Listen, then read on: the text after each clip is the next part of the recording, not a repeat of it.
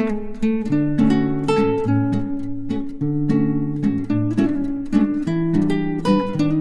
দর্শক, নতুন একটি প্রতিবেদনে আপনাদের স্বাগত। আজকে দেখাবো পৃথিবীর সপ্তম আশ্চর্য তাজমহলের সম্পূর্ণ প্রতিবেদন। জানাবো সমস্ত অজানা ইতিহাস। ভোরবেলা তাজমহল থেকে সূর্য উদয়, কিন্তু তাজমহল 6টার আগে খোলে না, সেই জন্য আবার ফিরে আসি। ফিরে এসে তারপর আবার একটু রেস্ট নিয়ে চান পান করে তারপর আবার যাই। আজকে সম্পূর্ণ তাজমহল দর্শন করব। আমার চোখে ক্যামেরা দিয়ে যতখানি সম্ভব আপনাদের দেখাবো এবং জানাবো সমস্ত অজানা ইতিহাস। তাই প্রথম থেকে শেষ অবধি দেখার জন্য অনুরোধ জানাই। প্রত্যেকটি অংশ আপনাদের ইনফরমেশন থাকবে, যা আমাদের ইতিহাসের সাথে সমৃদ্ধ। সমস্ত কিছু জানাবো আপনাদের।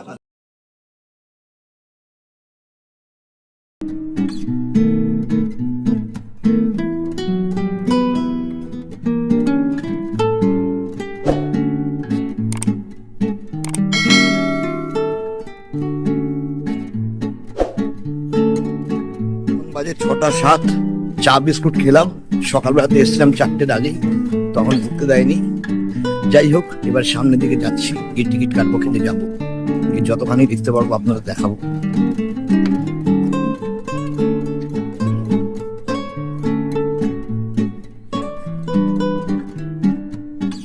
টিকিট কাটলাম এখান থেকে। এখানে ক্যাশে টিকিট কাটতে হবে, ক্যাশ। এছাড়াও আপনারা অনলাইনে কাটতে পারেন। কেটে নিলাম, কেটে নিয়ে এবারে যেতে হবে। একটা টোকেন দিয়েছে আর একটা টিকিট দিয়েছে। এই টিকিট নিয়ে যাচ্ছি, বলতে ব্যাগ ভেতরে যাবে না। যাই, এন্ট্রি গেটে গেলে বুঝতে পারবো।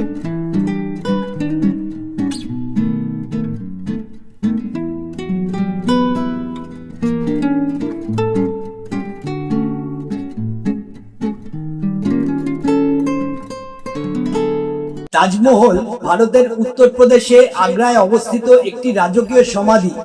মুঘল সম্রাট শাহজাহান তার স্ত্রী আরজুমান্দ বানু বেগম, যিনি মুমতাজ মহল নামে পরিচিত, তার স্মৃতির উদ্দেশ্যে এই অপূর্ব সৌধটি নির্মাণ করেন। সৌধটি নির্মাণ শুরু হয়েছিল 1632 খ্রিস্টাব্দে, যা সম্পূর্ণ হয়েছিল প্রায় 1653 খ্রিস্টাব্দে। তাজমহলকে মুঘল স্থাপত্য শৈলীর একটি আকর্ষণীয় নিদর্শন হিসাবে মনে করা হয়। কখনো শুধু তাজ নামে ডাকা হয়, যার নির্মাণ শৈলীতে পারস্য, তুরস্ক, ভারতীয় এবং ইসলামী স্থাপত্য শিল্পের সম্মিলন ঘটানো হয়েছে। যদিও সাদা মার্বেলের গম্বুজাকৃতি রাজকীয় সমাধিটি বেশি সমাদৃত, তাজমহল আসলে সামগ্রিকভাবে একটি জটিল অখণ্ড স্থাপত্য। এটি 1983 সালে ইউনেস্কো বিশ্ব ঐতিহ্যবাহী স্থান হিসাবে তালিকাভুক্ত করা হয়। বিশ্বের সপ্তম আশ্চর্যের অন্যতম তাজমহল, তখন একে বলা হয়েছিল বিশ্ব ঐতিহ্যের সর্বজনীন প্রশংসিত শ্রেষ্ঠ কর্ম।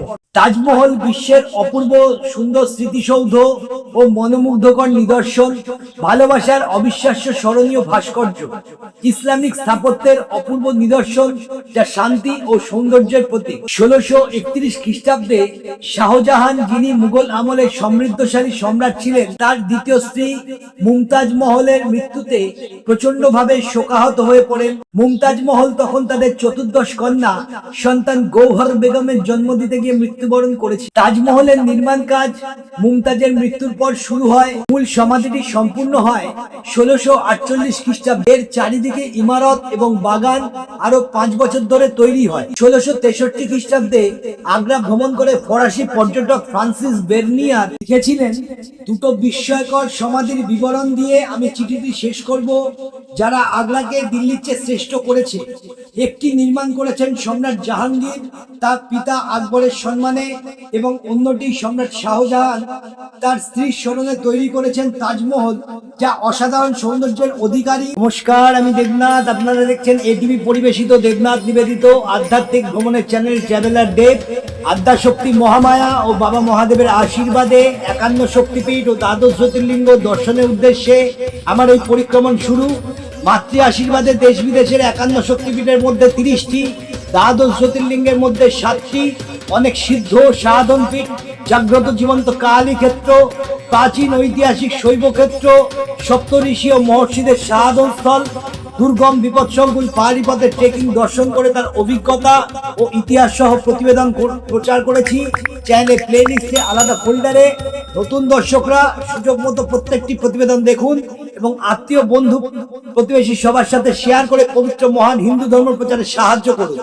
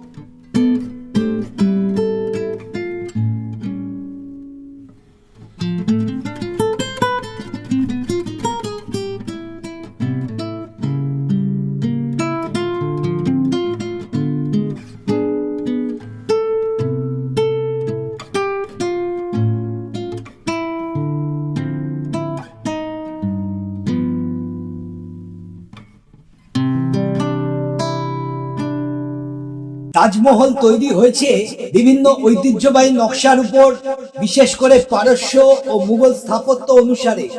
নির্দিষ্ট কিছু নকশা তিমুর ও মুঘল ইমারতের মতো হুবহু করা হয়েছে, যাদের মধ্যে তিমুরের কুর-ই আমির, সমরখন্দের মুঘল সাম্রাজ্যের পূর্বসূরি হুমায়ুনের মাজার, ইমাদুদ্দৌলার মাজার এবং দিল্লিতে শাহজাহানের নিজের তৈরি জামে মসজিদ তার পৃষ্ঠপোষকতায় মুঘল ইমারত পরিমার্জনের এক নতুন স্তরে পৌঁছায়, যেখানে পূর্ববর্তী মুঘল ইমারত সমূহ তৈরি হয়েছিল লাল বেলে পাথরে। শাহজাহান চালু করেছিলেন সাদা দামি মার্বেল পাথরের প্রচলন। তাজমহলের সামনে চত্বরে একটি বড় চাহারবাগ করা হয়েছিল। 300 মিটার বাই 300 মিটার জায়গায় বাগানের প্রতি চতুর্থাংশ উঁচু পথ ব্যবহার করে ভাগগুলিকে 16টি ফুলের বাগানে ভাগ করা হয়।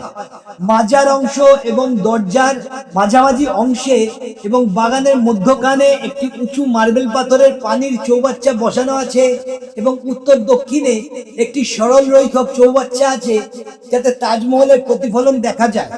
এছাড়াও বাগানে আরো বেশ কিছু বৃক্ষশোভিত রাস্তা এবং ঝর্ণা আছে।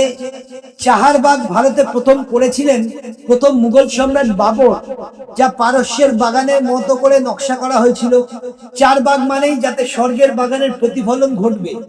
মুঘল আমলের লেখায় এক ফার্সি মর্মীবাদী স্বর্গের বাগানের বর্ণনা দিয়েছিলেন আদর্শ বাগান হিসাবে, যা পূর্ণ থাকবে প্রাচুর্যে।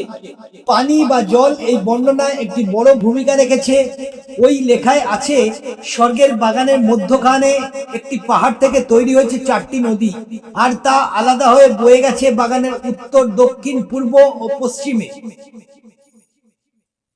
প্রায় সব মুঘল চারবাগ সমূহ চতুর্ভুজাকৃতির, যার বাগানের মধ্যখানে মাজার বা শিবির থাকে, কিন্তু তাজমহলের ব্যাপারটিতে অন্যগুলোর থেকে আলাদা, কারণ এর মাজার অংশটি বাগানের মধ্যখানে হওয়ার বদলে বাগানের এক প্রান্তে অবস্থিত। যমুনা নদীর অপর প্রান্তে নতুন আবিষ্কৃত মাহতাব বাগ অন্যরকম তথ্যের আভাস দেয়।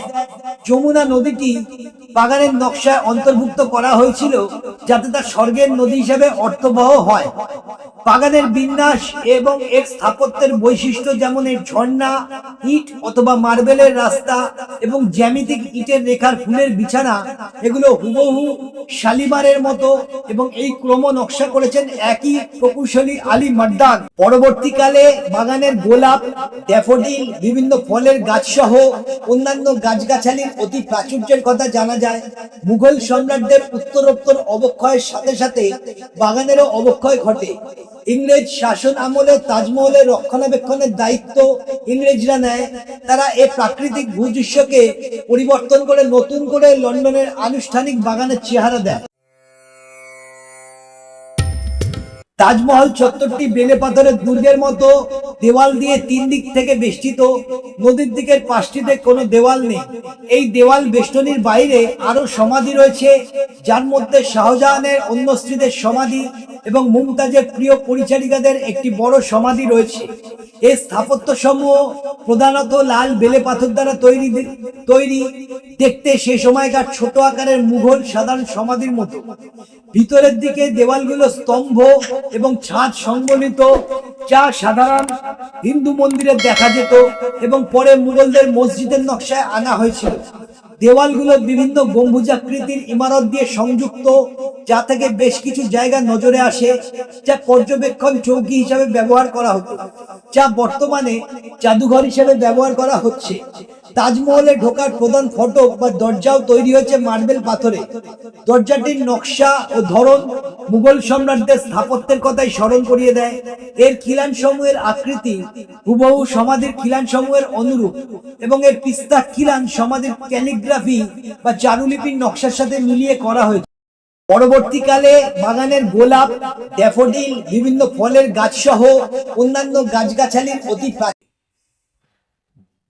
চত্বরের একেবারে শেষে বেলে পাথরের দুটো বিশাল ইমারত রয়েছে, যার সমাধির দিকের অংশ খোলা। এদের পিছন ভাগ পূর্ব ও পশ্চিম দিকের দেওয়ালের সমান্তরাল। দুটো ইমারত দেখতে একেবারে হুবহু যেন একটা আরেকটির প্রতিচ্ছবি। পূর্ব দিকের ইমারতটি মসজিদ, অন্যটি হলো জওয়ার, যার মূল উদ্দেশ্য ছিল ভারসাম্য রক্ষা করা, যা মুঘল আমলে মেহমানদের থাকার জন্য ব্যবহৃত হতো।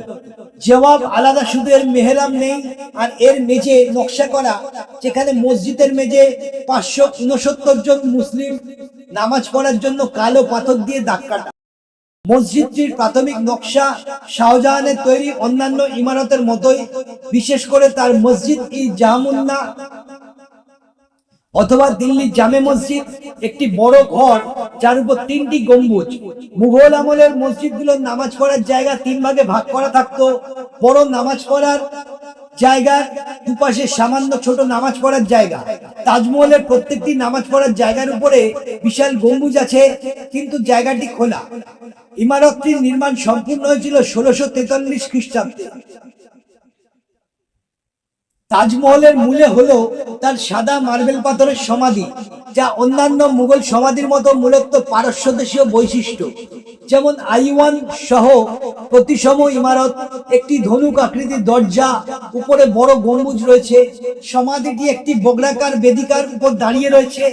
ভিত্তি কাঠামোটি বিশাল এবং কয়েক কক্ষ বিশিষ্ট। প্রধান কক্ষটিতে মুমতাজ মহল ও শাহজাহানের স্মৃতিফলক বসানো হয়েছে। তাদের কবর রয়েছে এক স্তর নিচে। প্রতিটি আদতে একটি কোণগুলো ভাঙা ঘনক্ষেত্র, প্রতিদিকে প্রায় 55 মিটার লম্বা। পাশে একটি বড় পিস্তা অথবা বড় ধনুক আকৃতির পথ। আইওয়ানের কাঠামো সাথে উপরে একই রকমের ধনুক আকৃতির বারান্দা। এই প্রধান ধনুক আকৃতির তোরণ বৃদ্ধি পেয়ে উপরে ইমারতের ছাদের সাথে যুক্ত হয়ে সম্মুখ ভাগ তৈরি করেছে। তোরণের অপর দিকে বাড়তি পিস্তাক সমূহ উপরের পিছনের দিকে চলে গেছে। পিস্তাকের এই বৈশিষ্ট্যটি কোণার দিকের জায়গায় একইভাবে ব্যবহার করা হয়েছে। নকশাটি সম্পূর্ণভাবে প্রতিসম এবং ইমারতের প্রতিটি দিকেই একই রকম। 4টি মিনার রয়েছে। ভিত্তির প্রতিটি কোণায় একটি করে মিনার ভাঙা কোণার দিকে মুখ করে রয়েছে। সমাধির উপরে মার্বেল পাথরের গম্বুজই সমাধির সবচেয়ে আকর্ষণীয় বৈশিষ্ট্য। এর আকার প্রায় ইমারতের ভিত্তির আকারের সমান, যা প্রায় 35 মিটার। এর উচ্চতা হওয়ার কারণ গম্বুজটি একটি 7 মিটার উচ্চতার সিলিন্ডার আকৃতির ড্রামের উপর বসানো। এর আকৃতির কারণে এই গম্বুজকে কখনো পেঁয়াজ গম্বুজ অথবা পেয়ারা গম্বুজ বলে ডাকা হয়। গম্বুজের উপরের দিকে সাজানো হয়েছে একটি পদ্ম ফুল দিয়ে, যা তার উচ্চতাকে আরো দৃষ্টিগোচর করে। গম্বুজের উপরে একটি পুরানো সম্ভবত তামা বা কাঁসার দণ্ড রয়েছে, যাতে পারস্য দেশীয় ও হিন্দু ঐতিহ্যবাহী অলঙ্করণ রয়েছে। বড় গম্বুজটির গুরুত্বের কারণ এর 4 কোণায় আরো 4টি ছোট গম্বুজ রয়েছে। ছোট গম্বুজগুলোও দেখতে বড় গম্বুজটির মতোই। এদের স্তম্ভগুলো সমাধির ভিত্তি থেকে ছাদ পর্যন্ত উঠে গেছে। ছোট গম্বুজগুলোতে কাঁসা বা তামার পুরনো দণ্ড আছে। লম্বা মোচাকার চূড়া বা গুলদস্তা ভিত্তি দেওয়ালের পাশ দিয়ে উপরে উঠেছে এবং গম্বুজের উচ্চতায় দৃষ্টিগোচর হয়। পদ্মফুল, ছোট গম্বুজ ও গুলদাস্তাতেও রয়েছে। বড় গম্বুজের উপরে মুকুটের মতো একটি পুরনো মোচাকার চূড়া রয়েছে। চূড়াটি 1800 শতকের আগে স্বর্ণের নির্মিত ছিল, কিন্তু বর্তমানে এটি ব্রোঞ্জ দিয়ে তৈরি। এই চূড়াটি পারস্য দেশীয় এবং হিন্দুদের শোভাবর্ধক উপাদানের মিলনের উৎকৃষ্ট উদাহরণ। চূড়ার উপরের অংশে আছে একটি চাঁদ, যা ইসলামিক উপাদান, এবং চূড়ার শিং তাক করা আছে স্বর্গ বা বেহেশতের দিকে। বড় গম্বুজের উপর চূড়ার চাঁদ এবং তাক করা শিং মিলে একটি ঐতিহ্যবাহী চিহ্নের আকার ধারণ করে, যা হিন্দু দেবতা শিবের চিহ্নের মতো। মিনারগুলোর মূল বেদিকার কোণাগুলোতে রয়েছে 4টি বড় চৌকি, যাদের প্রতিটির উচ্চতা 40 মিটারেরও বেশি। মিনারগুলোতেও তাজমহলের প্রতিসমতার ব্যাপারটি লক্ষ্য করা যায়। চৌকিগুলোর নকশা করা হয়েছে মসজিদের প্রথাগত মিনারের নকশায়, যেখানে মুয়াজ্জিন নামাজের জন্য আজান দেন। প্রতিটি মিনারেরই 2টি বারান্দা দিয়ে 3টি সমান উচ্চতায় ভাগ করা হয়েছে। মিনারের একেবারে উপরে শেষ বারান্দা রয়েছে, যার উপরে সমাধির ছাতাগুলোর একই রকম একটি ছাতা রয়েছে। মিনারের ছাতাগুলোতেও একই রকমের কাজ করা রয়েছে, যেমনটি করা হয়েছে পদ্ম ফুলের নকশা করা চূড়াতে। প্রতিটি মিনারই বেদিকার থেকে বাইরের দিকে কিঞ্চিত হেলানো আছে, যাতে এই মিনার কখনো ভেঙে পড়লেও যেন তা মূল সমাধির উপরে না পড়ে।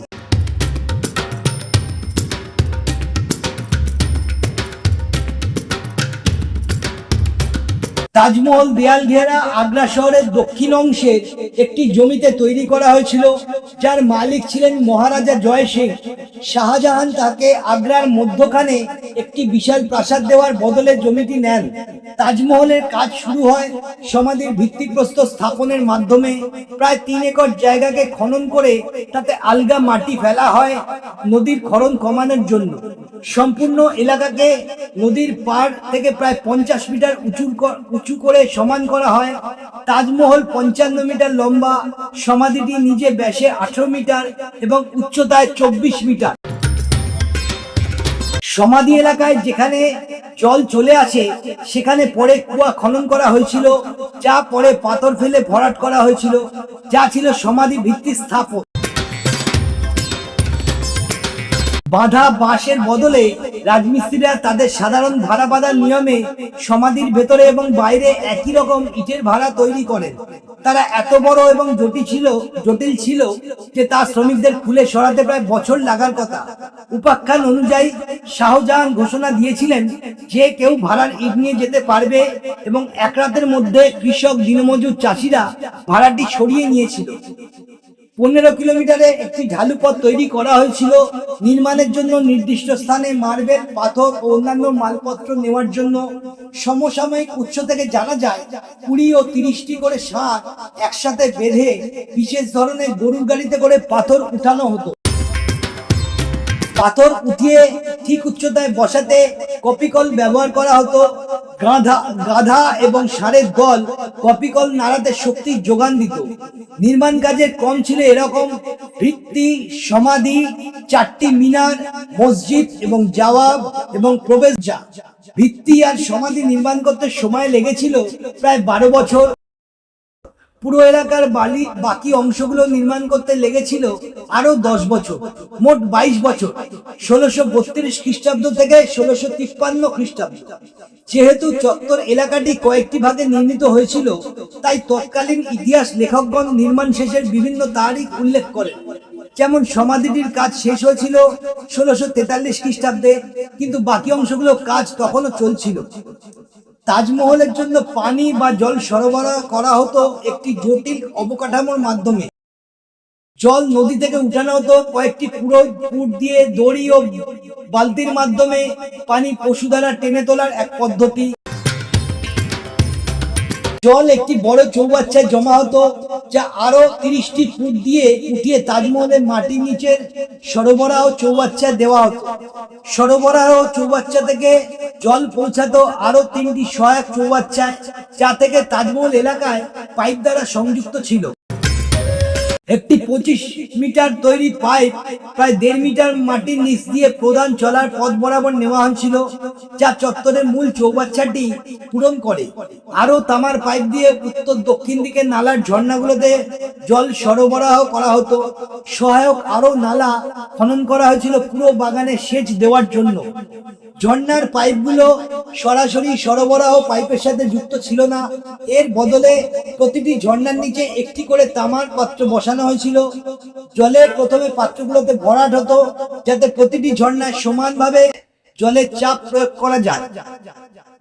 পুরগুলোর এখন আর অবশিষ্ট নেই, কিন্তু অবকাঠামোর অন্যান্য অংশ এখনো আগের মতোই আছে। তাজমহল কোনো একজন ব্যক্তির দ্বারা নকশা করা নয়, এ ধরনের প্রকল্পে অনেক প্রতিভাধর লোকের প্রয়োজন। বিভিন্ন উৎস থেকে তাজমহল নির্মাণ কাজে যারা অংশ নিয়েছিলেন তাদের বিভিন্ন নাম পাওয়া যায়। পারস্য দেশীয় স্থপতি ওস্তাদ ঈসা চত্বরের নকশা করার বিশেষ ভূমিকায় অনেক স্থানেই তার নাম পাওয়া যায়। পারস্য দেশের ইরান বেনারসের পুরু ফার্সি ভাষায় এক লেখায় তাকে তত্ত্বাবধায়ক স্থপতি হিসেবে উল্লেখ করা হয়েছে। বড় গম্বুজটির নকশা করেছিলেন অত্তমান সাম্রাজ্য থেকে আসা ইসমাইল খান, যাকে গোলার্ধের প্রথম নকশাকারী এবং সে যুগের একজন প্রধান গম্বুজ নির্মাতা মনে করা হয়। কাজিম খান লাহোরের বাসিন্দা। বড় গম্বুজের চূড়ায় যে স্বর্ণের দণ্ডটি ছিল তিনি সেটা গড়েছিলেন। চিরঞ্জিলাল একজন পাথর খোদাইকারক যিনি দিল্লি থেকে এসেছিলেন, প্রধান ভাস্কর ও মোজাইকারক হিসাবে নেওয়া হয়েছিল। পারস্যের সিরাজ ইরান আমানত খান, যিনি প্রধান চারুলিপিকর,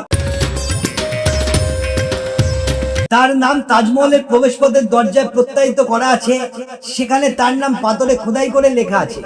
মোহাম্মদ হানিফ রাজমিস্ত্রিদের তত্ত্বাবধায়ক ছিলেন। সিরাজ ইরান থেকে মীর আব্দুল করিম এবং মুকাররিমাত খান, যার ব্যবস্থাপনা ও আর্থিক দিকগুলো সামাল দিতেন। তাজমহল তৈরি হয়েছে সারা এশিয়া এবং ভারত থেকে আনা বিভিন্ন উপাদান সামগ্রী দিয়ে। নির্মাণ কাজের সময় 1000-এরও বেশি হাতি ব্যবহার করা হয়েছিল নির্মাণ সামগ্রী বহন করে আনার জন্য। আলোকবাহী অসহ্য সাদা মার্বেল পাথর আনা হয়েছিল রাজস্থান থেকে। ইয়াসাব লাল হলুদ বা বাদামি রঙের মধ্যম মানের পাথর আনা হয়েছিল পাঞ্জাব থেকে। চীন থেকে আনা হয়েছিল ইয়াসাম কঠিন সাদা সবুজ পাথর স্ফটিক টুকরা। তিব্বত থেকে বৈদুর্য সবুজ নীলাভ ফিরোজা রঙের রত্ন এবং আফগানিস্তান থেকে নীলকান্তমণি আনা হয়েছিল। নীলমণি উজ্জ্বল নীল রত্ন এসেছিল শ্রীলঙ্কা এবং রক্তিমাভাব খয়েরি বা সাদা রঙের মূল্যবান পাথর এসেছিল আরব থেকে। এই 28 ধরনের মহামূল্যবান পাথর সাদা মার্বেল পাথরের উপর বসানো রয়েছে। তৎকালীন নির্মাণ খরচ অনুমান করা কঠিন ও কিছু সমস্যার কারণে তাজমহল নির্মাণে কত খরচ হয়েছিল তার হিসাবে কিছুটা হেরফের দেখা যায়। তাজমহল নির্মাণে তৎকালীন আনুমানিক 32 বিলিয়ন রুপি খরচ হয়েছিল বলে ধারণা করা হয়, কিন্তু শ্রমিকের খরচ নির্মাণে যে সময় লেগেছে এবং ভিন্ন অর্থনৈতিক যুগের কারণে এর মূল্য অনেক, একে অমূল্য বলা হয়। তাজমহলের নির্মাণ কাজ শেষ হতে না হতেই শাহজাহান তার পুত্র আওরঙ্গজেব দ্বারা ক্ষমতাচ্যুত ও আগ্রার কেল্লায় গৃহবন্দী হন। কথিত আছে জীবনের বাকি সময়টুকু শাহজাহান আগ্রার কেল্লার জানলা দিয়ে তাজমহলের দিকে স্থির দৃষ্টিতে তাকিয়ে কাটিয়েছিলেন। শাহজাহানের মৃত্যুর পর আওরঙ্গজেব তাকে তাজমহলে তার স্ত্রীর পাশে সমাহিত করেন। একমাত্র এ ব্যাপারটি তাজমহলের নকশায় প্রতিসমতা নষ্ট করেছে। 19 শতকের শেষ ভাগে তাজমহলের একটি অংশ মেরামতের অভাবে খুব খারাপভাবে নষ্ট হয়। 1857 সালে সিপাহী বিপ্লবের সময় ইংরেজ সৈন্যরা তাজমহলের বিকৃতি সাধন করে আর সরকারি কর্মচারীরা বাটালি দিয়ে তাজমহলের দেওয়াল থেকে মূল্যবান ও দামি নীলকান্তমণি খুলে নেয়। 19 শতকের শেষ দিকে লর্ড কার্জন তাজমহল পুনর্নির্মাণে একটি বড় প্রকল্প হাতে নেন। প্রকল্পের কাজ 1908 সালে শেষ হয়। তিনি তাজমহলের ভিতর মঞ্চে একটি বড় বাতি বসিয়েছিলেন। তখনই বাগানের নকশা পরিবর্তন করে ইংরেজ পার্কের মতো করে গড়ে তোলা হয়, যা এখনো রয়েছে। বিংশ শতাব্দীতে তাজমহলে ভালো রক্ষণাবেক্ষণ করা হয়। 1942 সালে যখন জার্মান বিমান বাহিনী এবং পরে জাপানি বিমান বাহিনীর দ্বারা আকাশপথে হামলা চালায়, তৎকালীন সরকার তখন তাজমহল রক্ষার জন্য এর উপরে একটি ভাড়া তৈরি করেছিল। 1965 এবং 1971 সালে পাকিস্তান বাংলাদেশ যুদ্ধের সময় তাজমহলকে ভাড়া দিয়ে ঢেকে দেওয়া হয়েছিল, যাতে বিমান চালকদের ভ্রম তৈরি করে, কারণ ভারত বাংলাদেশের মুক্তিযুদ্ধে বিশ্বব্যাপী আকুণ্ঠ সমর্থন জুগিয়েছিল। তাজমহল সম্প্রতি যে হুমকির মুখে পড়েছে তা হলো যমুনা নদীর তীরের পরিবেশ দূষণ, সাথে আছে মথুরাতে তেল পরিশোধনাগারের কারণে সৃষ্ট অ্যাসিড বৃষ্টি। 1983 সালে তাজমহলকে ইউনেস্কোর বিশ্ব ঐতিহ্যবাহী স্থাপনা হিসেবে তালিকাভুক্ত করা হয়। নির্মাণের পর থেকেই তাজমহল বহু পর্যটকদের আকর্ষিত করেছে। এমনকি তাজমহলের দক্ষিণ পাশে ছোট শহর তাজগঞ্জ বা মুমতাজবাদ আসলে গড়ে তোলা হয়েছিল পর্যটকদের জন্য সরাইখানা ও বাজার তৈরির উদ্দেশ্যে, যাতে পর্যটক এবং কারিগরদের চাহিদা পূরণ হয়। বর্তমানে তাজমহলে 2 থেকে 3 মিলিয়ন পর্যটক আসে। আজকের এই ঐতিহাসিক তথ্য সমৃদ্ধ প্রতিবেদন কেমন লাগলো অবশ্যই কমেন্ট সেকশনে জানান। নতুন যারা রয়েছেন তারা দয়া করে চ্যানেল সাবস্ক্রাইব করে বেল নোটিফিকেশন অন করে দিন। খুব শীঘ্রই আসছি। তাজমহল থেকে 10 টাকা অটো ভাড়া দিয়ে আপনারা সেই আগ্রা ফোর্টে পৌঁছাতে পারবেন। সেই দুর্গের সমস্ত ইতিহাস সহ প্রতিবেদন নিয়ে শীঘ্রই আসছি। সবাই ভালো থাকুন, সুস্থ থাকুন, আনন্দে থাকুন। আর চ্যানেল সাবস্ক্রাইব করে আত্মীয় বন্ধু প্রতিবেশী সবাইকে শেয়ার করে দেখার সুযোগ করে পবিত্র হিন্দু ধর্মের প্রচার করুন।